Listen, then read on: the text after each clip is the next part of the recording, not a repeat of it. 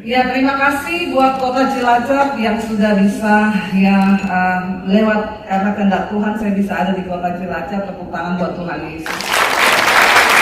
Ya, sebelumnya saya mau tanya berapa banyak jemaat Mesbah Doa Debbie Basir TV di sini, tolong angkat tangan. Ya, yang belum subscribe tolong subscribe. Jangan lupa share dan komen ya. Haleluya. Jadi saya tuh sebenarnya tidak secara kebetulan saya ketemu dengan seorang teman saya di sini tuh ada tadi Bu Evelyn ya. Nah ini dulu teman SMP saya ya kita seangkatan lah, tapi kelihatan saya lebih muda kan. Ini satu dan ini berdua nih dari Jakarta nih saudara. Kita ini dulu ya satu zaman dari Kota Poso. Lalu kita ketemulah di Jakarta singkat cerita. Lalu Ibu Evelyn ini berkata, Deb, karena kita kan teman, Deb ya ampun ya, gak nyangka ya kamu jadi hamba Tuhan sekarang. Saya bilang iya dulu ya kita di Poso ya, sekarang ya saya bersaksi bagaimana Tuhan menyelamatkan saya.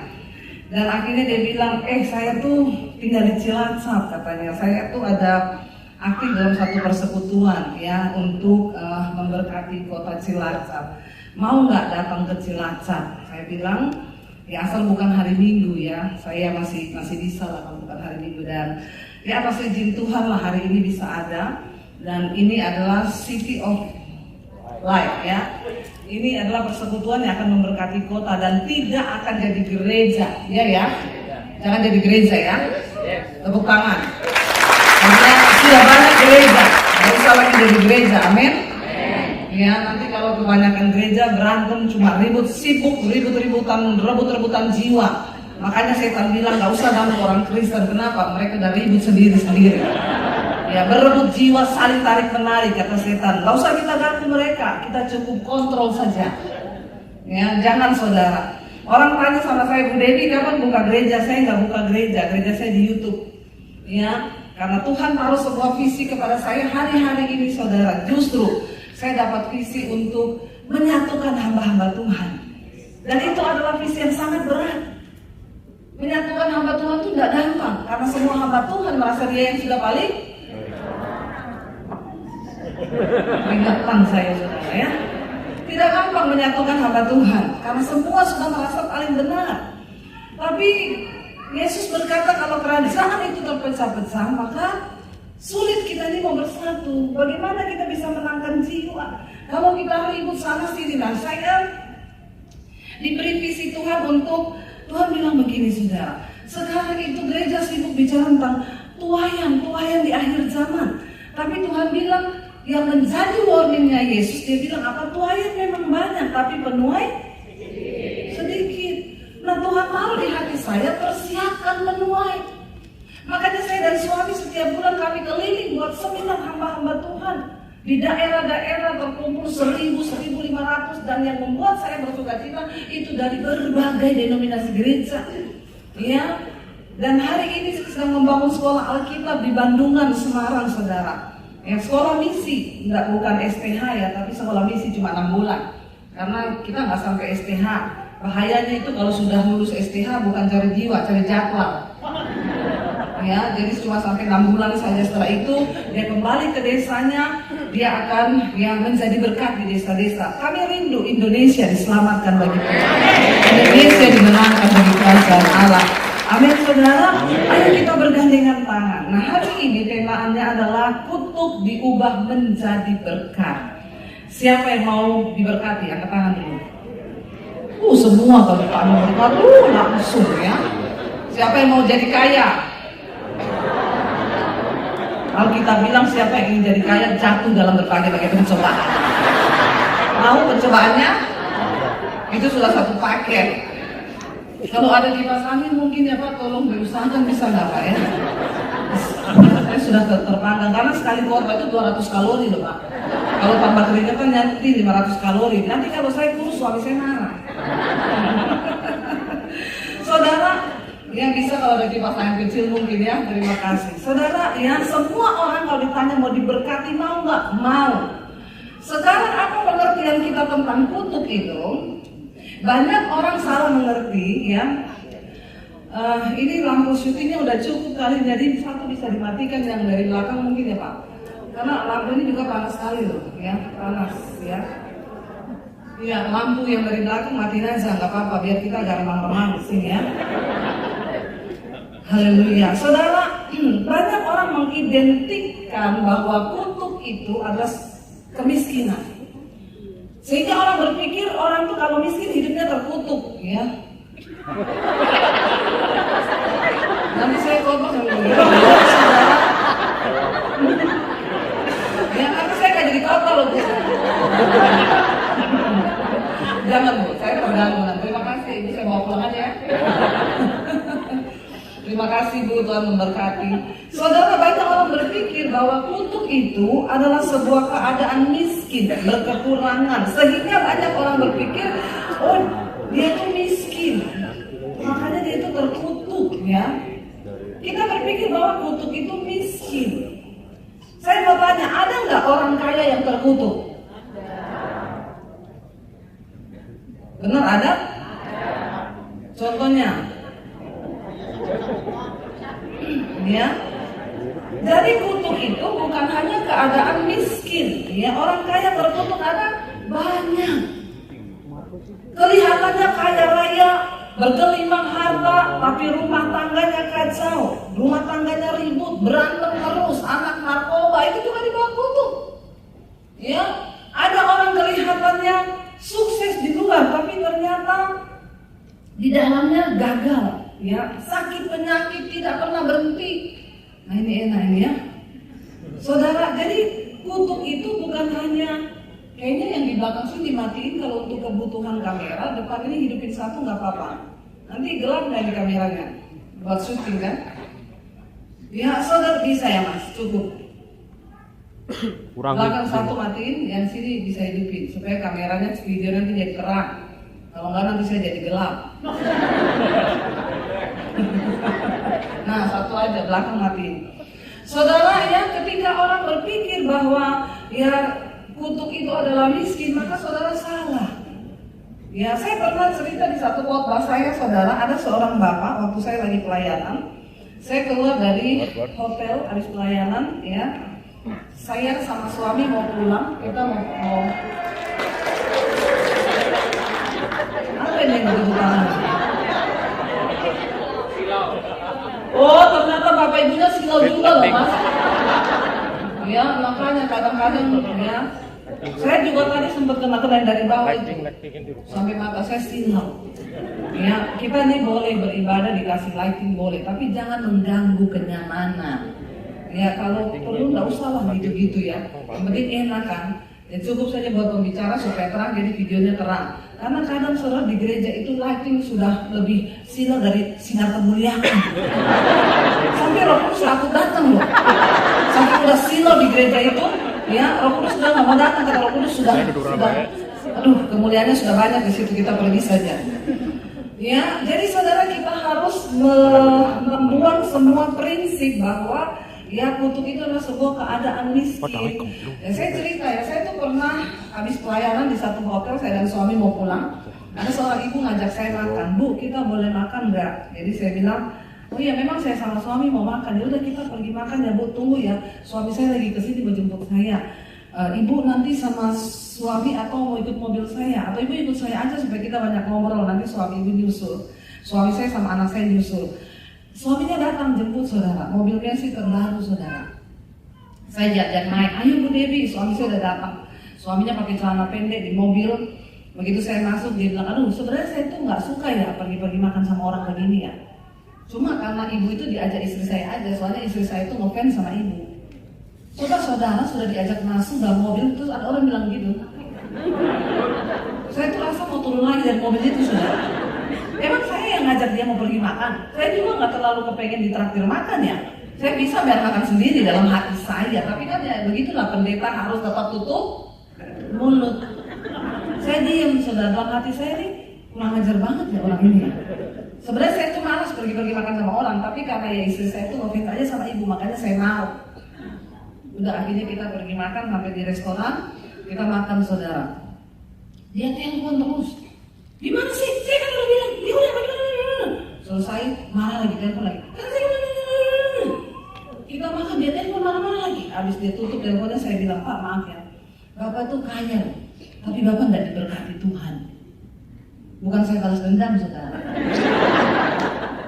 Tapi memang sedikit karena saya juga jengkel tadi. Maaf ya Pak, Bapak tuh kaya, tapi nggak diberkati. Loh itu kenapa bilang begitu? Pak maaf ya, Bapak mau makan aja nggak sempet loh. Dari tadi Bapak marah terima telepon, saya juga sakit kepala dengan Bapak. Lalu dia diam saudara, dia diam seribu bahasa, ya sudah saya juga diam. Begitu pulang ya, dia bilang sama istrinya, pendeta gila. Saya baru kali ini ketemu pendeta ngomong begitu sama saya berani. Biasanya pendeta sama saya itu hormat karena orang kaya. Ya, nggak usah terlalu hormat sama orang kaya, biasa aja hormat sama Tuhan. Amin. Orang kaya juga manusia, ya, dia tidak melebihi Tuhan. Tapi dia mikir, dia bilang tapi betul juga itu pendeta ngomong. Saya kan bilang, Pak, Bapak berdoa sama Tuhan, jangan cuma diberi kaya Pak, tapi berdoa supaya Tuhan kasih karunia untuk menikmati. Bapak kaya tapi nggak bisa menikmati, Bapak tuh terkutuk loh. Lalu dia diam saudara, lalu dia dengerin khotbah saya. Biasanya kalau itu dengerin khotbah saya malam-malam, dia puterin YouTube yang lain, dia kencengin. Dia marah istrinya. Kalau mau doa sendiri, nggak usah kenceng-kencengin. Padahal istrinya sengaja kencengin khotbah saya, biar dia juga dengar. Ya, akhirnya ketika saya ngomong begitu, dia mulai pikir, iya betul juga itu ibu pendeta ngomong. Saya ini kaya, tiap hari marah-marah, tiap hari tertekan. Dia sama bapaknya berantem, dia kepaitan sama bapaknya. Lalu dia bilang, iya juga ya, buat apa semua kekayaan saya? Satu kali dia dengerin khotbah saya, dia denger yang saya cerita tentang yang punya villa sama penjaga villa. Jadi saudara saya tuh cari tempat retreat di puncak. Ketemu satu villa, kita masuk. Ada bapak-bapak penjaga villa saudara. Dia bilang, oh iya silakan masuk Bu. Kita masuk, anaknya lagi berenang, istrinya goreng pisang, bapaknya minum kopi. Sesekali anaknya naik dari kolam renang, diminum kopi, makan pisang goreng, dia turun lagi. Saya bilang, ih Bapak bahagia sekali ya Pak, luar biasa ya. Bapak yang punya villa? Bukan Bu, saya penjaganya. Oh iya? Yang punya villa di mana Bu? Di Jakarta Bu. Oh, dia sering datang ke villa ini nginap? Hampir nggak pernah Bu. Ada kali 10 tahun nggak kesini. Oh jadi kalau ini villa rusak, ya saya tinggal kabarin. Pak ini plafon rusak nih, jebol, bayar listrik Pak, gini. Nah kalau rusak, ya saya tinggal kabarin Bu. Habisnya 7 juta, oh iya dia transfer. Gaji saya dibayar tiap bulan. Saya salamin Bapak itu, Pak. Selamat ya, Bapak lebih dari bebenah. Kenapa saudara? Dia nggak pernah beli villa, nggak pernah cicil villa, tapi dia menikmati villa. Jadi lebih diberkati mana? Yang punya villa atau penjaganya? Jadi saudara mau jadi penjaganya atau yang punya villa? Dia punya villa, mungkin di Jakarta dicekok-cekok, sakit kepala, kenapa? Dikejar-kejar cicilan, dikejar tukang pajak. Ya kan? Penjaga villanya duduk minum kopi, goreng pisang, anaknya berenang. Saya tanya, Bapak sudah lama kerja di sini? Sudah Bu, ada kali 25 tahun. Luar biasa ya Pak ya. Iya Bu, alhamdulillah. Hati-hati loh saudara. Waktu dia dengar itu, dia bilang benar juga ini khotbah, benar nih aku banget. Kaya tapi terkutuk. Akhirnya dia telepon saya satu kali, Bu, saya mau konseling dong Bu. Saya bilang ini siapa ya? Saya suaminya ini. Kamu mau konseling sama pendeta gila? Katanya saya pendeta gila. Iya Bu, maaf Bu. Lalu dia cerita, dia berkaitan sama papanya. Saya bilang, Pak, nggak usah marah sama orang tua. Orang tua itu cuma minta didengar. Bapak nggak usah nurutin, nggak apa-apa, denger kok, nggak usah ngajak berantem. Akhirnya dia sadar. Mulai dari situ kalau bapaknya marah, bapaknya ngomong, dia denger kok. Bapaknya seneng. Bapaknya belum Kristen, saudara. Akhirnya satu kali dia ajak kami makan sama bapaknya. Dia bilang, Bu, jangan berani-berani doain bapak saya, nanti dia marah. Dia kalau lihat pendeta diusir. Oh, beda sama saya. Akhirnya kami ketemu, kami ngobrol. Terakhir saya bilang, Pak, saya mau berdoa buat bapak, boleh? Oh iya, boleh Bu pendeta. Ya, karena bapaknya itu dideketin suami saya. Suami saya dengerin terus bapaknya itu ngomong apa suami saya? Iya Pak ya. Iya Pak ya. Iya Pak ya. Dengar kok. Kadang orang itu suka mau didengar. Nah ketika suami saya mau dengar, iya Pak ya. Dipuji-puji sama suami saya. Ketika kita mau berdoa, ya saya mau. Kita berdoa buat mereka. sama anaknya gini, itu pendeta dua bener loh, saya pengen ketemu lagi sama itu pendeta. Saudara, ya, dan hari ini akhirnya mereka diberkati, ya dia menyadari bahwa oh ternyata walaupun kaya itu orang bisa terkutuk. Lalu saya pengen kita mengubah paradigma kita, saudara, sebagai orang Kristen. Yang pertama tadi, jangan engkau mengidentikan kutuk itu dengan miskin. Garis besarnya kutuk itu adalah mengalami keadaan yang tidak baik. Itu kutuk. Ya. Lalu prinsip yang kedua yang salah, jangan engkau berpikir bahwa pendeta itu sakti. Banyak orang Kristen yang suka cari pendeta. Ada apa-apa datang ke pendeta. Ya, sakit cari pendeta. Disunat cari pendeta. Jangan engkau punya prinsip yang salah, Bapak Ibu. Makanya saya selalu bilang tidak usah cari pendeta. Karena doa yang berkenan kepada Tuhan itu doa yang lahir dari hati. Nggak ada pendeta hebat, nggak ada, yang ada tuh Tuhan yang hebat. Apalagi ada ibu datang, Bu Dewi titip doa Bu buat suami saya Bu. Ya, namanya Joko Bu, supaya bertobat Bu. Saya bilang saya tidak akan berdoa buat Joko. Kenapa Ibu tidak mau berdoa buat suami saya? Karena saya tidak cinta sama Joko. Amin. Tuhan bilang doa yang berkenan itu doa yang lahir dari hati yang hancur. Ya saya nggak mungkin menangis buat suamiku, Tuhan Joko, Tuhan. Ngapain saya nangis buat Joko? Saya tidak mungkin menangis buat suamiku karena saya tidak mencintai. Lagian kalau saya menangis buat Joko, Tuhan Joko, Tuhan, suami saya kira sampai itu Joko. Malah rumah tangga kami hancur gara-gara suami itu. Jangan engkau punya prinsip yang salah. Ya, datang sendiri kepada Tuhan dengan sikap hati yang benar, maka doamu itu didengar.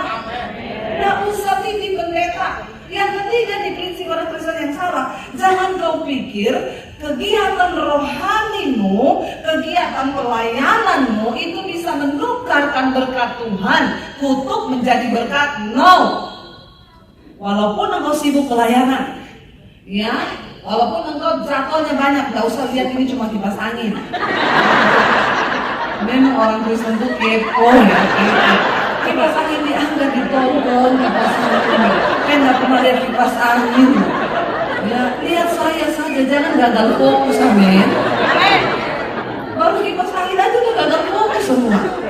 Ya, jangan tukarkan, ya, jangan tukarkan berkat Tuhan atas hidupmu dengan kegiatan pelayananmu. Karena pelayananmu itu gak akan pernah bisa menyogok Tuhan. Makanya Yesus berkata ketika dia datang kali yang kedua, banyak orang ngaku ngomong apa, Tuhan, aku bernubuat demi namamu, aku usir setan demi namamu, aku bangkitkan orang mati demi namamu. Tuhan bilang apa? Enyah engkau daripadaku, engkau pembuat kejahatan. Berapapun banyaknya pelayananmu, itu gak akan bisa membuat engkau diberkati atau tidak. Ya, mau engkau doa peperangan, ya, sibuk tiap hari doa peperangan. Saya punya teman dulu pendoa, orang gereja, suaminya pendeta. Bu, ayo Bu, kita doakan itu patung kodok Bu. Saya bilang, kenapa kamu doakan itu patung kodok? Kodok itu lambang persinahan loh Bu. Nah, terus ada apa dengan patung itu? Ya kita doakan saja. Saya bilang, yang ada nanti itu kodok pindah ke rumahmu. Kau tidak usah pergi doakan ke patung kodok. Ya, terima kasih. Tapi jangan kenceng-kenceng, nanti masuk angin. Terima kasih ya Pak ya, upahmu besar di surga dan di bumi juga. Kalau di surga itu kelamaan. Saudara, ini saya mau kasih gambaran sama orang Kristen. Saya bilang sama ibu itu, Bu, mending kau nggak usah pergi tengking-tengking tuh patung kodok Bu. Tapi kodok itu lambang kenajisan loh Bu. Saya takutnya kodoknya pindah ke rumahmu Bu. Tuh suamimu pendeta lagi konseling sama ibu itu. Oh enggak apa-apa, dia memang biasa konseling. Saya bilang sama suaminya, Pak, nggak boleh loh perempuan itu konseling sama laki-laki. Ya, pendeta juga manusia, punya rasa, punya hati. Jangan samakan dengan pisau bermati. bilang, Pak, mending Pak, itu ibu yang konseling itu kasih ke saya. Saya sama-sama perempuan sama dia. Saya tuh takut loh lihat Bapak, oh nggak apa-apa Bu Dewi, saya kuat kok. Dia lagi konseling dengan ibu-ibu, istrinya pergi tengking patung.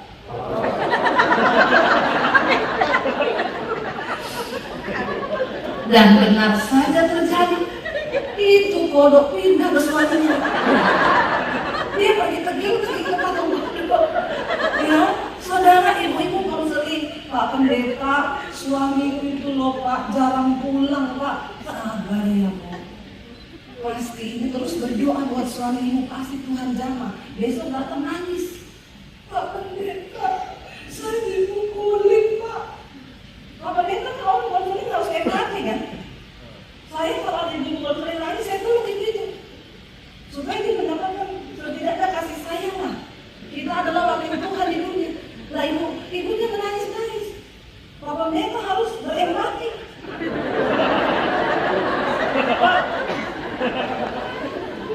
Yang tadinya niatnya konseling jadi konsleting. Apa yang terjadi saudara? Akhirnya Pak Pendeta menceraikan istrinya. Jemaat itu juga cerai sama suaminya. Itu gara-gara kebanyakan tengking patung bodok. Orang Kristen, jangan engkau punya pemahaman yang salah tentang kekristenan. Bangun kehidupanmu di atas dasar firman Tuhan. Ketika kau hidup sungguh-sungguh dalam takut Tuhan, tidak ada setan berani ganggu kau. Amin. Setan gak takut sama orang pelayanan hebat. Setan gak takut sama pendeta. Setan gak takut sama pemimpin pujian. Setan gak takut sama pemain musik. Setan itu takut ketika engkau melakukan firman Tuhan. Setan tuh takut ketika engkau bertobat. Setan tuh gak takut sama orang Kristen. Mau puluhan tahun engkau jadi Kristen, mau engkau jadi pendeta, mau engkau gembala. Kalau hidupmu tidak berubah, jangan diputar, kasih ke saya aja. Ya. Angin nanti. Iya, gak apa-apa. Yang penting kenceng-kenceng. Bapak juga pengen angin. Jangan nanti masuk angin Pak. Ya Bapak Ibu, jangan berpikir bahwa ya ketika kita perang, kita doa peperangan, setan takut. Setan tuh kenal siapa kita. Alkitab berkata begini saudara, di sekeliling kita ini banyak saksi. Yang pertama saksi kita tuh Tuhan, yang kedua tuh setan juga saksi kita. Setan bisa lihat kita, tapi kita nggak bisa lihat setan. Jadi engkau mau di gereja hebat, mau lompat-lompat kayak apa? Kalau engkau keluar dari pintu gereja, hidupmu nggak berubah, engkau bersinah, engkau selingkuh, engkau kepahitan, setan tuh tertawa saudara. Di sini loh kebanyakan orang Kristen tuh salah. Alkitab berkata di dalam Yakobus begini, engkau percaya bahwa hanya ada satu Allah saja, itu baik. Tetapi setan juga percaya akan hal itu, dan setan gemetar. Jadi kalau level iman kita cuma sampai dipercaya, berarti kita satu level sama. Amin. Ya, engkau percaya hanya ada satu Allah, setan juga percaya. Nah kalau kita cuma sampai dipercaya, berarti iman kita satu level sama setan. Ya makanya banyak orang ya Kristen tuh setan lebih rohani dari dia. Ini nggak apa-apa sih itu. Ya jadi saudara, banyak saya melihat tuh Bapak Ibu kena angin nggak Bu? Kena ya? Mengganggu nggak Bu? Agak diatasin aja Mas. Nah atasin ya, biar saya aja, jadi yang lain nggak masuk angin. Terima kasih ya Mas ya. Nanti di luar ambil sepeda ya. Nggak tahu sepedanya siapa, ambil aja di parkir. Ya Bapak Ibu. Ya sampai di mana tadi? Setan ya. Kalau kita ini jadi orang Kristen, saya selalu bilang sama orang Kristen, hidupmu itu harus berdampak bagi kerajaan Allah, tapi engkau juga harus berdampak bagi kerajaan setan. Artinya apa? Setan tuh gemetar lihat engkau. Ya ada orang Kristen tolong Bu, di rumah saya ada setan loh Bu. Terus tadinya awal-awal penampakan saya itu takut. Dia selalu tiap malam tuh duduk di sofa. Setan itu kayak apa Bu? Itu gede gitu. Sampai sekarang masih ada, iya tapi sekarang saya sudah nggak takut Bu. Saya kalau mau ke dapur ambil air, lewat di situ ada dia duduk, saya bilang, permisi saya nggak ganggu kau.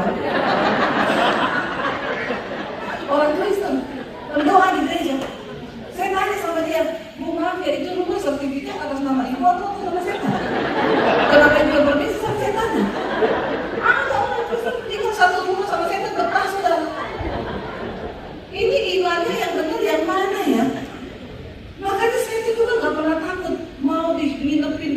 orang bilang, Bu, itu hotel tuh banyak setan loh, horor. Karena itu dulu bekas kamar mayat. Tidak apa-apa, saya bilang, kalau saya mau tidur, setan harus pergi dari situ. Tapi banyak pendeta tengah malam pindah cari hotel karena dia diusir sama setan. Kadang saya bingung, saudara. Ya ada setan di situ, saya mau pindah hotel. Lah berarti imannya setan lebih besar. Ngeri akhir zaman ini, saudara. Makanya satu kali ada pendeta lagi di kuburan, tiba-tiba muncul kuntilanak. Pendetanya lari ketakutan, dia teriak setan. Kuntilanaknya dia sambil ngomong, darah Yesus. Jadi lebih mana setan atau pendeta atau kuntilanak? Ngeri ya, ngeri loh. Kita ini kalau imannya nggak bertumbuh, kalau kita ini tidak hidup dalam kebenaran, maka kekristenan itu nggak ada apa-apanya. Maka terus hidup di bawah kutuk karena kau tidak mengerti kebenaran. Engkau nggak perlu panggil pendeta hebat doa pelepasan. Banyak orang datang sama saya, Bu, saya mau didoakan pelepasan. Lepaskan dari apa? Yesus berkata, di mana ada kebenaran, di situ ada kemerdekaan. Kalau kamu rajin melakukan kebenaran, tidak ada setan betah tinggal sama kamu. Tapi walaupun mau didoakan sama pendeta hebat, tumpang tangan, tumpang kaki lagi. Kalau kamu nggak bertobat, itu setan balik. Dia ajak 7 roh yang lebih jahat. Maka keadaanmu lebih gila daripada yang awal. Mari kita mengerti kebenaran. Ya, saya pengen orang Kristen itu berubah hidupmu supaya engkau berhak menerima janji-janji Tuhan. Amin.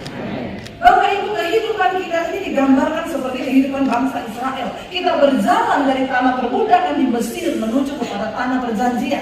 Ini bicara tentang hidup kita yang lama. Di sini diperbudak oleh dosa, kenajisan, percabulan, homoseksual, lesbian, kepahitan, amarah, tersinggung, sakit hati.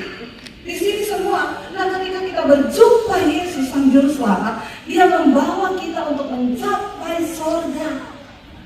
Tetapi kita harus melewati padang gurun. Berjuanglah supaya engkau sampai kepada tujuan imanmu. Rasul Paulus berkata, aku berjuang sampai di garis akhir. Aku melatih tubuhku dan menguasainya seluruhnya, supaya ketika aku sudah memberitakan Injil, aku tidak ditolak sama Tuhan. Jangan engkau punya prinsip sekali selamat tetap selamat. Kenapa kita harus bertobat? Supaya hidupmu di dunia ini bahagia. Bukan soal kaya loh saudara, tapi soal diberkati. Ya, saya ikut Yesus ini menderita. Saya bertobat tahun 95. Abi saya haji, kakek saya ustadz, dan saya dari kecil sudah diwanti-wanti jangan berteman sama orang Kristen. Abi saya bilang, awas kalau kamu jatuh cinta sama laki-laki Kristen, jangan pacaran sama orang Kristen, apalagi menikah. Kalau kamu sampai menikah sama orang Kristen, papi bunuh kamu. Lebih baik papi masuk penjara daripada kamu bikin malu keluarga.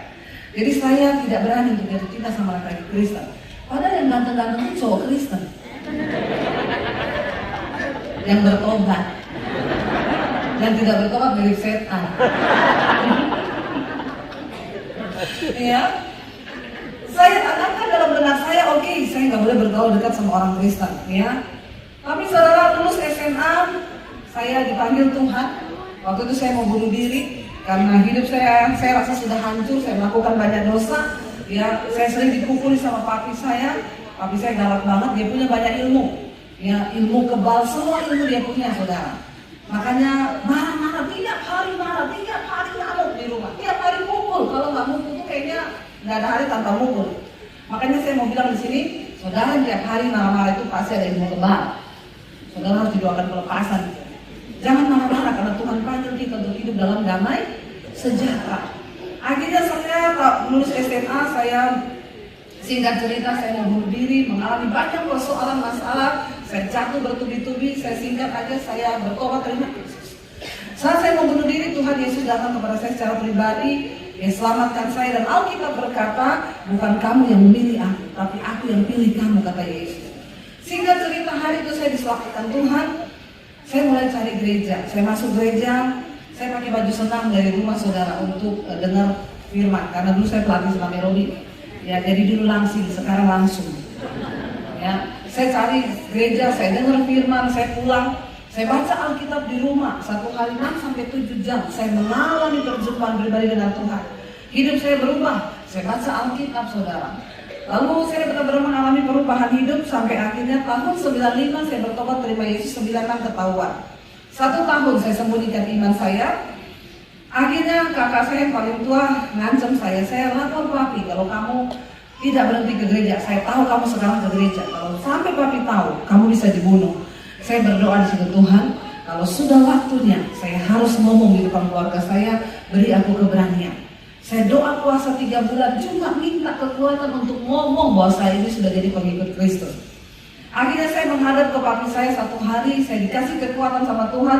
Saya bilang begini, Pak, saya mau minta izin, mau kemana? Mau ke gereja. Dia marah campur kaget, campur aneh saudara. Tapi yang pertama keluar dari mulut papi saya itu dia bilang gini, oh ini penyebabnya, makanya akhir-akhir ini papi lihat kamu jadi aneh. Memang semua orang yang berjumpa dengan Tuhan Yesus secara pribadi, menjadi Kristen yang sejati, pasti akan menjadi. Pertanyaannya, sudah anehkah Bapak Ibu? Sudah anehkah engkau? Kenapa jadi aneh? Dulu pelit, ya, begitu dijamah Tuhan, jadi suka memberi. Amin. Dulu marah-marah tiap hari, ketika dijamah Tuhan tiap hari nyanyi-nyanyi bersuka-cita. Amin.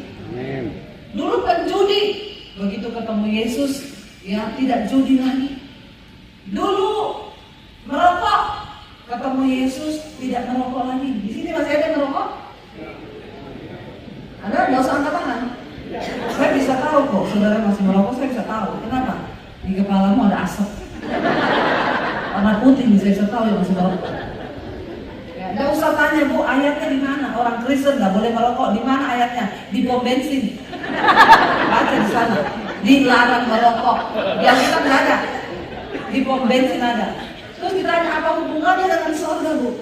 Sedangkan di pom bensin saja kau tidak diterima, apalagi di surga. Amin.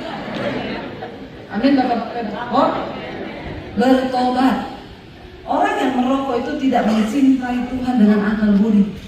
Padahal hukum yang pertama dan yang terutama di dalam Alkitab, ya, Yesus berkata, semua hukum yang ada di Alkitab, kita para nabi dan hukum Taurat, kalau disempurnakan, disaring, disimpulkan, cuma dapat 2 hukum. Yang pertama adalah kasihilah Tuhan Allahmu dengan segenap hatimu, dengan segenap jiwamu, dengan segenap akal budimu, dengan segenap kekuatan. Saya bertanya, orang merokok itu mencintai Tuhan dengan akal budinya? Nah, contoh ya, saya minum air nih, saya baca air ini. Air ini dapat menyebabkan stroke, kelainan pada janin, air ini menyebabkan kanker, air ini membunuhmu. Saya baca ini, air ini membunuhmu. Barang siapa yang minum air ini, dia bisa menyebabkan kematian. Saya baca terus, ini airnya sama tadi. Untung saya lihat ya, sudah separuh ini ya. Kalau tidak benar-benar membunuhmu. Ya, lalu setelah saya baca begitu saudara, terus saya minum, air ini membunuhmu. Terus saya minum, oh memang segini ya. Saya baca air ini membunuhmu, saya minum. Kira-kira saya goblok nggak? Menurut saudara saya goblok nggak? Berani ngatain hamba Tuhan. Berani goblok. Cuma di Cilacap. Ya, saya tanya di mana-mana itu diam loh. Goblok nggak? Goblok nggak saya? Goblok. Kepahitan sama pendeta. Biasa aja keos. Ya. Iya. Kalau saya sudah baca, saya tetap minum. Goblok. Akal budinya dari dipakai. Orang itu sudah tahu di rokok. Tulisan rokok itu menyebabkan stroke. Bisa menyebabkan serangan jantung. Bahkan rokok bisa membunuh. Tetap merokok. Goblok nggak? Itu dia kencang ngomongnya. Nah itu Bapak merokok nggak Pak? Sudah bertobat, tepuk tangan dong buat Bapak. Sudah bertobat. Kapan bertobatnya Pak? 30 tahun yang lalu, makanya Bapak umur panjang. Yes, kalau Bapak tidak bertobat, pasti Bapak sudah mati. Ya. Iya saudara. Ya orang itu ya sudah tahu itu membunuh. Ya itu kan namanya engkau tidak mengasihi Tuhan dengan akal budimu. Tuhan berkata tubuhmu itu bait Allah, bait Roh Kudus. Ada bapak-bapak datang sama saya, Bu, doakan saya. Kenapa Pak? Batuk Bu, sudah 3 bulan Pak sembuh-sembuh. Bapak merokok? Iya Bu. Biar saya tumpang kaki Pak, tidak sembuh batuknya. Terus harus apa? Buang itu rokokmu, itu sumber penyakit. Ya Bapak Ibu, makanya muda-muda di sini anak muda, jangan pacaran sama pria merokok. Katakan amin. Mau seganteng apapun dia, kalau merokok ke laut aja, jangan mau ya, itu dia masih diperhamba. Saya berdoa yang merokok malam ini bilang, Tuhan aku mau dilepaskan. Ya ada loh dukun yang ngomong orang Kristen tuh susah disantet, kecuali yang merokok itu cepat. Karena rokok itu pintu gerbangnya setan. Ya, merokok terus lah kau. Merokok saya terus kau, ya. Bertobat Bapak Ibu. Akhirnya saudara, ya saya tinggalkan keluarga saya tahun 96 saya diusir dari rumah. Ketika saya ngomong, ya papi saya marah, saya diancam mau dibunuh. Saya mengalami ya aniaya lah di rumah saudara ya. Ya kalau cuma dipukulin udah biasa, tapi saya nggak boleh duduk di meja makan-makan. Tiap ketemu saya, papi saya bilang, setan, iblis kau, setiap hari. Sampai akhirnya saya berdoa, Tuhan, kalau sudah waktunya Tuhan atas hidup saya, apa yang Tuhan mau, saya mau. Akhirnya bulan Desember, saudara, saya dipanggil papi saya tahun 96, dia tanya, saya bertobat 95, papi saya tanya, kamu benar sudah mau jadi Kristen, gak mau kembali lagi ke agamamu? Papi tahu, kamu masih baca Alkitab, kamu masih berdoa. Saya bilang, iya Pak, ya. Kamu tidak bisa dirubah? Enggak. Kalau gitu kamu pergi dari rumah. Jangan anggap kamu punya keluarga. Dan kamu pergi jangan bawa ijazahnya. Tapi mau lihat Yesus kasih makan kamu pakai apa. Saya tinggalkan rumah tahun 96. Saya ke kota Palu, dari kota Poso itu 7 jam perjalanan naik bus. Di kota Palu saya tinggal di kos-kosan sepupu saya. Untuk bisa dapat makan, saudara, saya cuci baju anak-anak kos, saya nyapu, saya nyetrika di situ.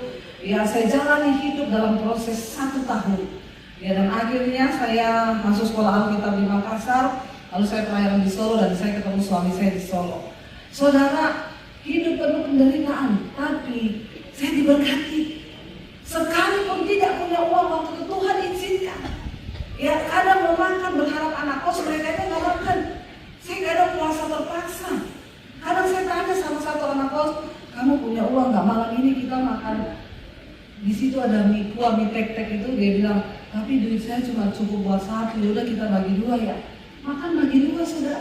Saya hidup di dalam penderitaan yang begitu luar biasa, tapi apakah saya diberkati? Saya diberkati. Kan Alkitab berkata, berbahagialah orang yang menderita karena kebenaran. Tapi banyak orang yang tidak menderita, hatinya itu gak ada kebahagiaan, karena engkau sedang terkutuk. Bahkan Alkitab berkata, terkutuklah orang yang mengandalkan manusia. Ketika engkau sudah diproses Tuhan, jangan mau mengandalkan manusia, harapkan Tuhan supaya kau melihat mujizat Tuhan. Jangan mengandalkan manusia. Saya berjalan dalam pengiringan saya kepada Tuhan, saudara. Setelah kami menikah, kami juga mengalami proses yang begitu luar biasa. Menikah dengan suami. Pas kami menikah, orang tua suami saya bangkrut, pengusaha kayu di kota Solo. Ya, kami benar-benar pernah yang namanya mengalami beli susu anak gak ada duit. Tapi kami bersuka cita. Kami tetap di dalam Tuhan, kami berdoa bersama, makan tempe sama sambal, sukacita saudara, karena kami ada di bawah berkat Tuhan. Kami berbahagia. Saya dan suami kami bahagia dengan anak-anak. Ya, sebaliknya ada orang yang kelihatannya kelimpahan, tapi di rumah tangga ribut terus karena ada kutuk dalam rumah tangganya. Nah, hari ini saya pengen kita belajar. Saya sampai jam berapa di sini, panitia? Sampai pagi Pak. Sampai pagi Pak. Wani piro Pak. Enggak Pak, enggak ada tepuk tangan. Ya, kalau sampai pagi Anda puas saya lemes. Bapak Ibu, mari kita buka bersama yuk Ulangan. Saya pengen kita agak sedikit membaca banyak ayat ya supaya saudara mengerti ya. Ulangan 27 dulu ya. Ya, kita pengen lihat saudara, sebenarnya orang itu terkutuk kalau apa sih? Ulangan 27 ayat yang ke-11 ya. Ini adalah ucapan kutuk yang disuruh Musa dicatat oleh bangsa Israel supaya dibacakan kepada anak cucu mereka. Ini yang Tuhan sampaikan. Ya, Ulangan 27 ayat yang ke-11 baca bersama Anda di multimedia. Pada hari itu Musa memberi perintah kepada bangsa itu, 12 dikatakan di sana ayat 12. Sesudah kamu menyeberangi sungai Yordan, maka mereka inilah yang harus berdiri di gunung Gerizim untuk memberkati bangsa itu, yakni suku Simeon, Lewi, Yuda, Isakar, Yusuf dan Benyamin. Dan mereka inilah yang harus berdiri di gunung Ebal untuk mengutuki, yakni suku Ruben, Gad, Asher, Zebulon dan Naftali. Maka haruslah orang-orang Lewi mulai bicara dan mengatakan kepada seluruh orang Israel dengan suara nyaring. Perhatikan, waktu mana orang itu bisa terkutuk? Ayat yang ke-15 baca bersama. Terkutuklah orang yang membuat patung pahatan atau patung tuangan, suatu kekejian bagi Tuhan, buatan tangan seorang tukang, dan yang mendirikannya dengan tersembunyi, dan seluruh bangsa itu haruslah menjawab amin. Yang pertama, orang yang terkutuk, orang yang buat patung lalu disembah.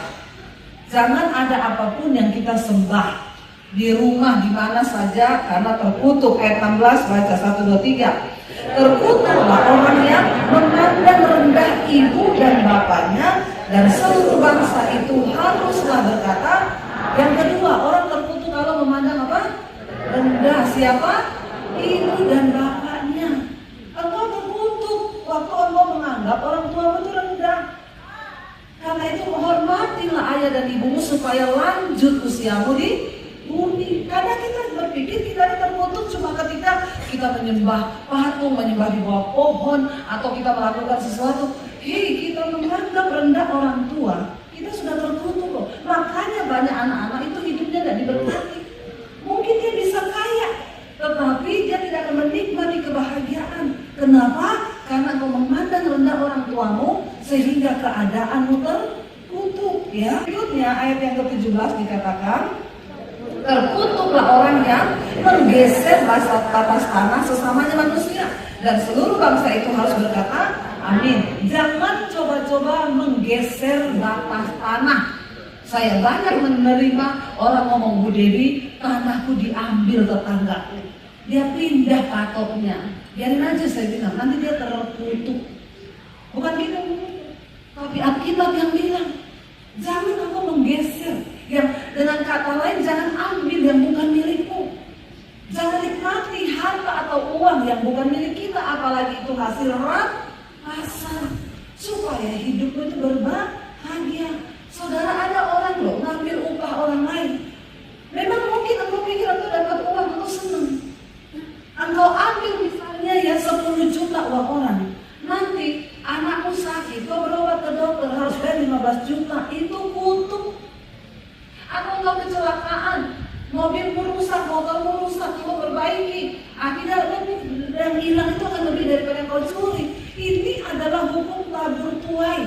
Apa yang engkau tabur itu akan engkau tuai.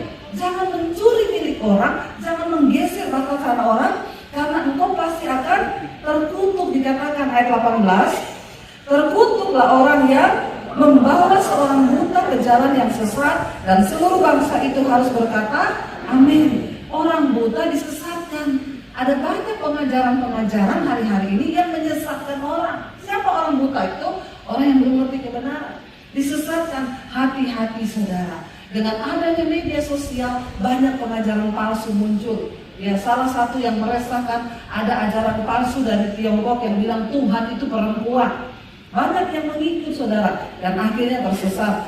Jangan menyesatkan orang. Menyesatkan orang contoh apa? Saudara punya teman, ayo kita ke panti pijat yuk. Nggak apa-apa, istrimu nggak tahu. Engkau sudah terkutuk loh saat itu, karena engkau mengajak orang untuk tersesat. Lalu ayat yang ke-19 berkata, baca bersama, terkutuklah orang yang memperkosa hak orang asing, anak yatim dan janda, dan seluruh bangsa itu harus berkata amin. Orang yang mengambil hak anak yatim, orang miskin, ya, dan di situ dikatakan memperkosa hak mereka. Banyak sumbangan untuk orang-orang yatim untuk diambil saudara, yaitu terkutuk, dikatakan firman Tuhan. Ayat yang ke-20 baca bersama, terkutuklah orang yang tidur dengan istri ayahnya, sebab ia telah meninggalkan puncak kain ayahnya, dan seluruh bangsa itu haruslah berkata, amin. Sekarang banyak kita dengar ya, ayahnya itu nikah lagi karena mamanya mati, punya ibu tiri selingkuh sama anaknya, suaminya. Ini terjadi banyak. Terkutuk orang yang melakukan seperti itu. Dosa itu akan membawa kutuk. Ayat 21, terkutuklah orang yang tidur dengan binatang apapun, dan seluruh bangsa itu haruslah berkata, amin. Ayat 22, terkutuklah orang yang tidur dengan saudaranya perempuan, anak, ayah atau anak ibunya, dan seluruh bangsa itu harus berkata, amin. Orang yang melakukan persinahan, bercampuran dengan saudaranya sendiri, dia terkutuk. Ayat 23, terkutuklah orang yang tidur dengan mertuanya perempuan, dan seluruh bangsa itu haruslah berkata, amin. Sekarang banyak terjadi, saudara. Saya menangani kasus perselingkuhan, itu luar biasa. Ya, mulai dari anak tiri sama diperkosa oleh kakak tirinya, ya, ada anak yang tidur dengan mertuanya. Ini dosa-dosa yang membawa kutuk dalam kehidupan kita. Tidak boleh terjadi seperti itu. Ayat 24, terkutuklah orang yang membunuh sesamanya manusia dengan tersembunyi, dan seluruh bangsa itu harus berkata amin. Ayat 25, terkutuklah orang yang menerima suap untuk membunuh seseorang yang tidak bersalah, dan seluruh bangsa itu harus berkata amin. 26, terkutuklah orang yang tidak menepati perkataan hukum Taurat ini dengan perbuatan, dan seluruh bangsa itu harus berkata amin. Saudara, ini hanya sebuah contoh dari kutuk-kutuk yang bisa terjadi dalam hidup manusia. Lalu saya ingin kita membaca bersama, mari buka Ulangan pasal 30. Banyak kutuk yang terjadi dalam hidup kita. Mungkin kutuk turun-temurun, nenek moyang, ucapan dari orang tua yang mengutuk, itu banyak. Tapi ada jalan untuk kutuk itu bisa dilepaskan. Satu contoh, saudara, saya pernah mengenal satu keluarga. Suami istri ini pas mereka menikah itu hamil duluan. Ibunya ini hamil duluan.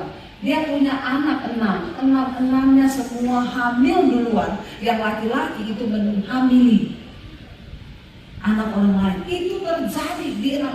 Bukan cuma itu, dia punya cucunya yang perempuan semua hamil duluan. Cucunya yang laki-laki menghamili duluan. Itu terjadi. Saya melihat dengan mata kepala saya sendiri. Dan Tuhan tuh ngomong, itu loh, kutuk. Kalau tidak diputuskan, bisa turun sampai ke generasi berikutnya. Keadaan kita itu semakin morat-marit, tidak terkendali. Coba kita lihat Ulangan 30. Kutuk bisa diputuskan, dikatakan pulih setelah bertobat. Baca bersama. Maka apabila segala hal ini berlaku atasmu, yakni berkat dan kutuk yang telah kuperhadapkan kepadamu itu, dan engkau menjadi sadar dalam hatimu di tengah-tengah segala bangsa kemana Tuhan Allahmu menghalau engkau, dan apabila engkau berbalik kepada Tuhan Allahmu dan mendengarkan suaranya sesuai dengan segala yang kuperintahkan kepadamu pada hari ini, baik engkau maupun anak-anakmu, dengan segenap hatimu dan dengan segenap jiwamu, maka Tuhan Allahmu akan memulihkan keadaanmu dan akan menyayangi engkau. Ia akan mengumpulkan engkau kembali dari segala bangsa kemana Tuhan Allahmu telah menyerahkan engkau. Saudara, ya, kita tidak tahu kutuk apa yang ada dalam diri kita yang turun dari nenek moyang kita. Tetapi ada kabar baiknya, kita dapat dipulihkan dari setiap kutuk. Kalau saudara baca Ulangan dari 27, 28, itu Tuhan berkata, aku membentangkan kepadamu hari ini ada kutuk, ada berkat, ada kebinasaan, dan ada kehidupan. Terserah saudara mau pilih yang mana. Ya, caranya bagaimana? Kalau engkau mau terkutuk keadaanmu, ya hidup dalam dosa saja. Dengan sendirinya kutuk-kutuk turun-temurun orang tua pun akan berlaku kembali di hidupmu. Tapi bagaimana kok saya bisa memutuskan kutuk? Ya bertobat, hidup dalam kebenaran. Engkau tidak perlu minta tumpang tangan pendeta. Dengan sendirinya ketika engkau dengan sadar berkata, Tuhan, aku mau hidup dalam kebenaran. Aku mau tinggalkan segala dosa. Aku mau bertobat. Maka saat itu juga setiap kutuk itu dicabut atas hidup. Dan Tuhan akan memulihkan keadaanmu. Ayat ini kalau kita lihat judulnya dikatakan pulih setelah bertobat. Dikatakan di sana, maka apabila segala hal ini berlaku atasmu, yakni berkat dan kutuk yang telah kuperhadapkan kepadamu itu, dan engkau menjadi sadar. Engkau menjadi sadar dalam hatimu di tengah-tengah segala bangsa kemana Tuhan Allahmu menghalau engkau. Dan bukan cuma sadar, Alkitab berkata apa? Dan apabila engkau berbalik kepada Tuhan. Apa itu artinya pertobatan? Pertobatan itu artinya engkau sadar dan engkau berbalik kepada Tuhan. Yang tadinya engkau hidup kepada dosa, engkau sadar, engkau berbalik kepada Tuhan. Ini artinya pertobatan. Tapi banyak orang Kristen cuma sekedar hidup menjadi Kristen saja. Itu yang disebut Kristen KTP, Kristen tanpa pertobatan. Hidupmu tidak akan mungkin mengalami berkat. Saudara, Tuhan itu sudah menjanjikan begitu banyak berkat dalam hidup kita. Kenapa banyak orang tidak bisa meraih berkat Tuhan? Karena engkau hidup di bawah kutuk. Hari ini Tuhan bilang, kalau engkau hatimu sadar dan engkau mau berbalik, jadi bukan cuma sadar. Banyak orang Kristen itu sadar kok waktu di gereja gini dengar firman, iya ya, oh ya betul, pulang. Besok ketemu dosa itu lagi, tidak berbalik dia. Dia tetap hidup dalam dosa lagi. Bagaimana mungkin? Makanya Alkitab berkata gini, bukan tanganku kurang panjang untuk menolongmu, bukan telingaku yang kurang tajam untuk mendengar doamu, tapi dosamu, kejahatanmu, itu yang menghalangi semua berkatku itu tercurah atas hidupmu. Tuhan itu tidak bisa sembarang memberkati orang, saudara, karena dia terikat dengan janjinya. Dia sudah berkata, apabila engkau melakukan kebenaran, maka berkat-berkat itu akan mengikuti engkau. Tuhan tak sembarang memberkati. Saudara ingat kisahnya Ayub. Ketika itu Ayub, iblis berkata kepada Tuhan begini, ya, Tuhan bilang, iblis, bukankah Ayub itu seorang hambaku yang setia? Lalu iblis bilang gini, iya, karena engkau memberkati dia, karena engkau jagai hidupnya, engkau pagari kesehatannya, engkau pagari kekayaannya, makanya dia setia. Berarti saudara, dari kisah ini kita tahu Tuhan itu memagari, menjagai, memberkati orang-orang yang hidup takut akan Tuhan.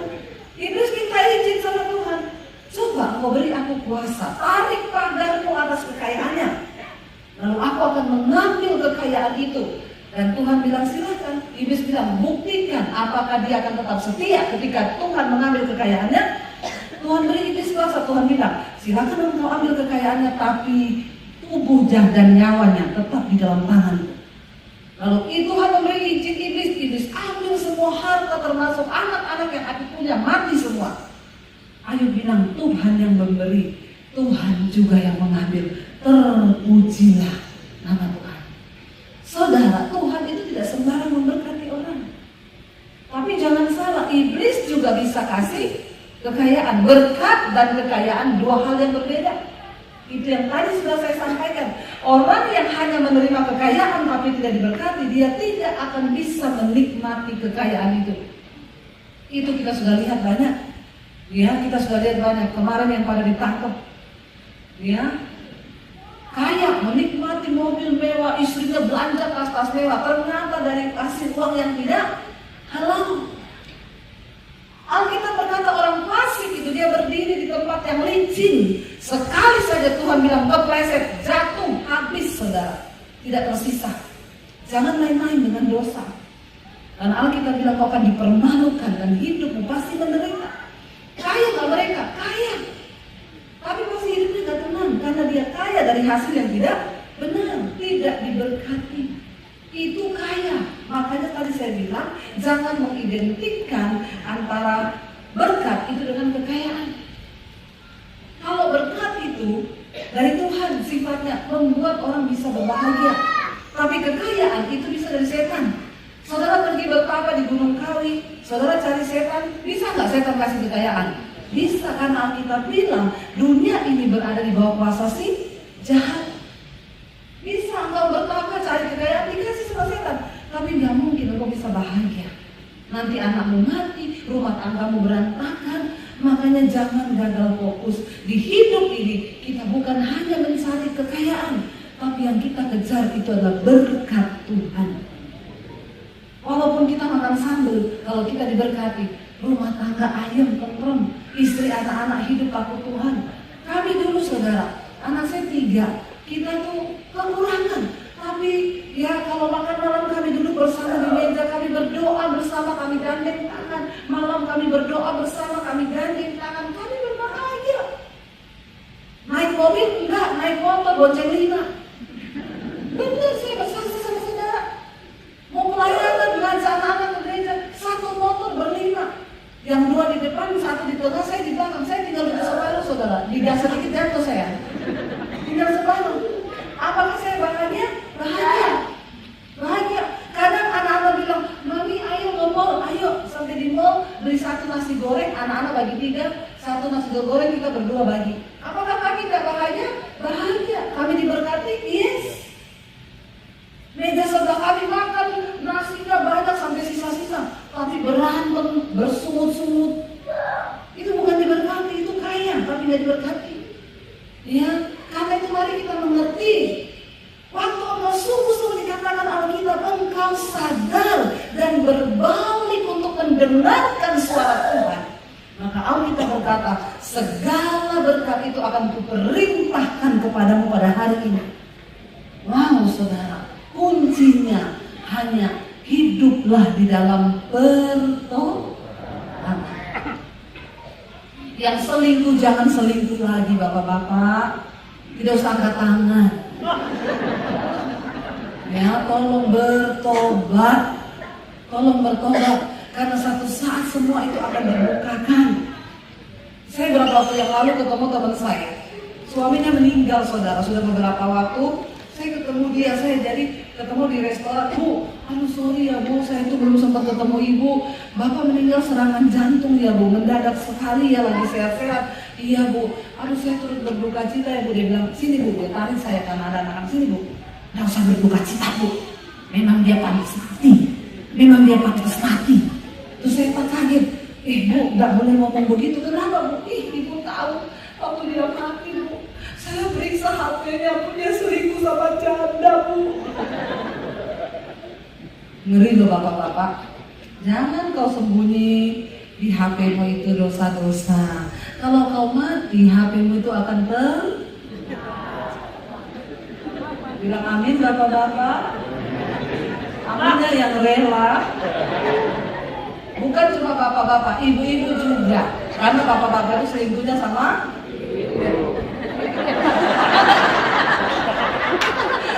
bertobat. Bener, terbuka. Ternyata suaminya selingkuh sama janda. Dia nangis, dia bilang, ibu doakan aku bu, bukan selingkuh, bukan. Saya bersyukur memang itu sudah jalan yang terbaik dia mati bu, karena kalau enggak hidup kami makin kacau. Tapi doakan saya bu, saya kayaknya kepahitan sama suami saya yang sudah mati. Dia bilang, berapa minggu sebelum suami saya mati, saya itu berdoa bu, Tuhan, kenapa ya kami ini usaha tidak pernah ada terobosan, kok kayaknya mentok, coba ini mentok, coba itu mentok, hidup kami tidak pernah damai. Suami saya keluar, katanya kerja, jarang di rumah, jarang pulang. Terus Tuhan tuh jawab saya bu, dia bilang, Tuhan tuh ngomong begini, bukan tanganku yang kurang panjang untuk menolongmu, bukan telingaku yang kurang tajam, tapi ada dosa yang menghalangi. Lalu dia panggil suaminya saudara, ini beberapa minggu sebelum suaminya mati. Dia bilang gini, Pak, aku tuh berdoa loh, nanya soal hidup kita. Tuhan tuh jawab, ada dosa yang disembunyikan. Mungkin Papa ada sembunyikan dosa apa ya Pak? Marah suaminya saudara. Kamu tuh sembarangan tuduh-tuduh. Biasanya bapak-bapak kalau ditanya marah, itu bener. Itu bener ibu-ibu. Ya, kalau nggak marah itu biasa aja, kalau nggak salah. Mungkin Tuhan kasih dia kesempatan untuk bertobat waktu istrinya ngomong begitu. Tapi dia memilih untuk tetap hidup dalam dosa. Orang itu kalau simpan dosa, jantungmu itu deg-degan. Karena Alkitab berkata, jantung itu berpacu dengan cepat hanya dua hal, jatuh cinta dan jatuh tempo. Amin. Ya, jadi orang selingkuh itu jantungnya deg-degan, adrenalin naik, kortisol naik, darahnya mengental. Makanya orang kalau selingkuh cenderung matinya serangan. Ibu-ibu semua jawab. Ya, bertobat. Engkau usaha seperti apapun bapak-bapak, kalau kau simpan dosa, tertutup hidupmu, tidak bahagia. Orang yang paling bahagia dan diberkati di dunia ini adalah mereka yang hidup dalam kebenaran. Tidak ada tuduhan di hati, ada damai, sejahtera, sukacita. Kita tidak perlu mau tutupin apa. Itu orang yang paling bahagia, bukan orang kaya, karena banyak orang kaya itu tidak diberkati, tidak bahagia. Tapi orang yang paling berbahagia, orang yang hidup dalam pertobatan dan di dalam kebenaran. Ayat ini berkata, apabila engkau sadar dan engkau berbalik kepada Tuhan Allahmu dan mendengarkan suaranya, ya sesuai dengan segala yang kuperintahkan kepadamu pada hari ini, baik engkau maupun anak-anakmu dengan segenap hati dan jiwamu. Ayat yang ketiga berkata di sana apa saudara? Maka Tuhan Allahmu akan apa? Memulihkan keadaanmu dan akan menyayangi engkau. Ia akan mengumpulkan engkau kembali dari segala bangsa kemana Tuhan Allahmu telah menyerahkan engkau. Kenapa bangsa Israel berputar 40 tahun di padang gurun? Perjalanan itu hanya ditempuh bisa 11 hari mereka berjalan kaki. Menjadi 40 tahun akibat dosa. Mereka bersinah sehingga satu angkatan mati di padang gurun. Tidak boleh masuk ke tanah perjanjian. Hanya yang berumur 20 tahun ke bawah, dan itu adalah anak-anak yang lahir di padang gurun. Semua yang keluar dari tanah perjanjian, dari tanah perbudakan di Mesir, mati di padang gurun. Yang boleh masuk hanya Yosua dan Kaleb. Yang lain mati, kenapa? Dosa. Mungkin engkau nggak mati saudara secara fisik, tetapi rohanimu mati, imanmu mati, tidak pernah ada damai sejahtera, senyum aja susah, mukanya mengkerut. Hati-hati saudara, ya mari kita sungguh-sungguh bertobat. Apa sih arti kekristenan? Ketika Tuhan datang, dia nggak tanya saudara dari gereja mana. Tuhan nggak akan ngomong gini, yang Katolik baris sebelah kanan, yang GBI sebelah kiri, HKBP di tengah, ya, yang GPIB di sini, yang GKST di sini, yang GKJ di sini. No. Waktu Tuhan datang dia tanya apa? Mana engkau yang melakukan firman-Ku, yang melakukan kebenaran?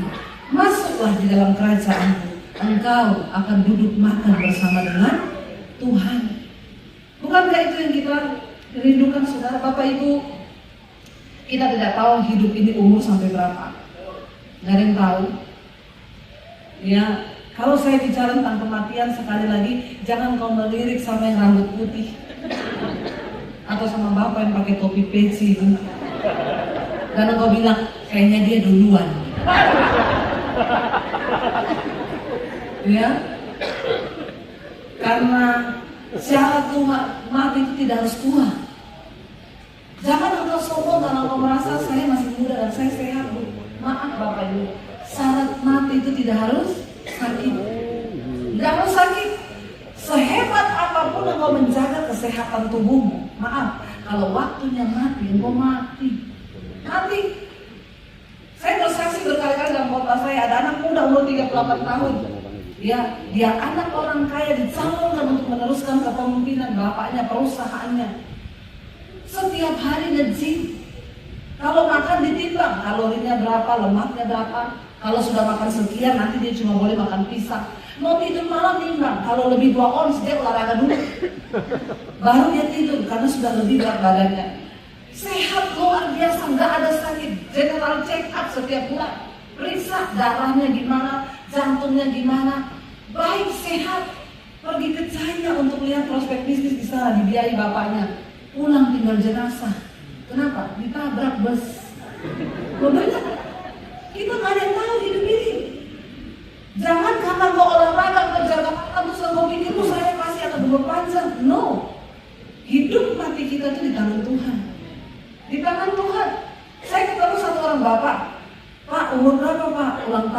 104. Ih, Bapak mau sampai 104, Pak? Oh, rencana Tuhan, tapi Bapak mau? Siap ya 104 ya? Oh, 104 jadi berkat, luar biasa ya Pak ya. Itu Bapak saya ketemu ulang tahun. Pak, mau didoakan apa? Doakan mati Bu Pendeta. Kenapa Bapak mau minta mati? Jangan sampai 100 Bapak, nanti Bapak cari saya, Bapak disuruh doakan biar mati. Saya tanya, Bapak kenapa minta mati? Istriku sudah mati, anakku sudah mati Bu, saya tidak mati-mati. Terus saya tanya, Bapak kenapa bisa umur 104 tahun Pak? Saya ini dari umur 40 Ibu Pendeta tidak makan gorengan, tidak makan tepung, tidak makan daging babi, tidak makan gula, tidak minum Coca-Cola. Saya cuma makan sayur, buah, dan saya mencapai 104. Saya tentu senang. Mau didoakan apa? Pengen mati. Saya bilang kalau tahu dari dulu Bapak makan babi, makan tepung, makan roti, makan ini, mati di tangan Tuhan. Berapa hari kemudian saya diajak, Bu, nanti datang ke ulang tahun tante saya ya, seorang ibu. Ibunya sudah umur 50 lebih. Dia punya oma. Hah, ibu masih punya oma? Oh, umur berapa Bu? 105 Bu Pendeta. Saya datang oma masih sehat. Oma ulang tahunnya. Iya Ibu Pendeta. Oma umur berapa? 105. Mau didoakan apa? Mau mati Bu Pendeta. Sudah 2 orang saya ketemu Pak, umur itu minta mati semua. Jadi Bapak jangan mau sampai segitu. Ya. Saya tanya ibu oma kenapa mau minta mati? Hidup saya ini sudah tidak berarti, cuma bikin repot anak-anak. Saya tanya sama oma, rahasianya oma umur panjang itu apa sih oma? Minum Coca-Cola sama es batu. Saya bilang kayaknya oma pikun. Jadi saya panggil cucunya, Bu sini deh Bu. Saya tanya sama oma, rahasia umur panjangnya apa? Dia bilang minum Coca-Cola sama es batu. Bu bener, lihat di depan meja itu ada botol Coca-Cola 2 liter sama es batu. Yakin Bu? Iya. Dituang sama cucunya, diminum sama oma. Kuat. Terus saya tanya, loh dia nggak pantang apa-apa mudanya? Enggak, semua dimakan plus Coca-Cola sama es batu. Mau 105 tahun? Minum Coca-Cola sama es batu. Ibu makan semuanya loh. Bener itu di depan mata. Saya pikir, mungkin ulang tahun terakhir. Saya berdoa buat dia malam itu. Sampai 106, 107, meninggal hampir 108. Minum Coca-Cola dan es batu. Menurut saudara gimana? Kita mau ngomong apa? 2 kenyataan yang sudah saya lihat. Yang satu, dari umur 40 tidak makan apa-apa. 104, minta didoakan supaya mati. Yang satu, makan semuanya, plus Coca-Cola sama es batu. Sampai 107 mau 108. Tapi sama minta didoakan biar mati. Tapi kan saya tidak mungkin berdoa, Tuhan matilah kau. Tidak mungkin saudara. Tapi hidup itu di tangan Tuhan. Ya jadi hari ini kalau kita masih ada di dunia hari ini, itu artinya Tuhan masih kasih kita kesempatan. Bilang kanan kirimu, bertobat. Amin. Bertobat. Nah apa? Terutama yang suami istri. Lihat suaminya, lihat istrinya, coba. Bertobat Pak. Bapaknya bilang sama ibunya, Bu bertobat ya. Coba lihat kan suami istri. Jangan lihat istri orang, lihat istri sendiri. Lihat suamimu sendiri, lihat suami orang. Ya, ayo kita bertobat. Ketika engkau sadar dan berbalik, jadi ingat bagaimana kita bisa mematahkan kutuk menjadi berkat. Kuncinya cuma satu, adalah pertobatan. Mau sehebat apapun kutuk yang orang lain lomparkan kepadamu, asal kau hidup dalam pertobatan. Yesus berkata, saya undang para yang musik maju ke depan. Yesus berkata apa? Kutuk tanpa alasan tidak akan kena, sebab di mana ada kebenaran, di situ ada kemerdekaan. Tepuk tangan buat Tuhan. Kita masuk berdiri bersama. Kita mau katakan, aku punya Tuhan yang besar. Dia yang telah berjanji dan pasti dia sanggup menepati janji. Tapi malam ini Tuhan lihat hatimu. Berapa banyak dia saudara yang mau berkata, aku mau bertobat Tuhan.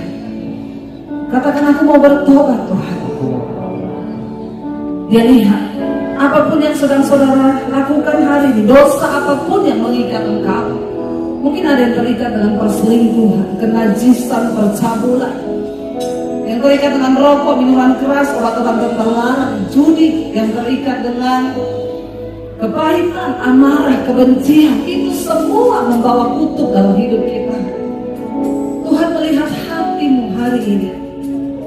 Dia sedang berurusan dengan engkau secara pribadi. Kalau kau sungguh-sungguh mau menikmati hidup dalam berkat Tuhan, tahun-tahun ke depan tidak akan semakin baik. Firman Tuhan berkata di akhir zaman akan datang masa yang sukar, tetapi orang yang benar akan tetap hidup oleh percayanya kepada firman Tuhan.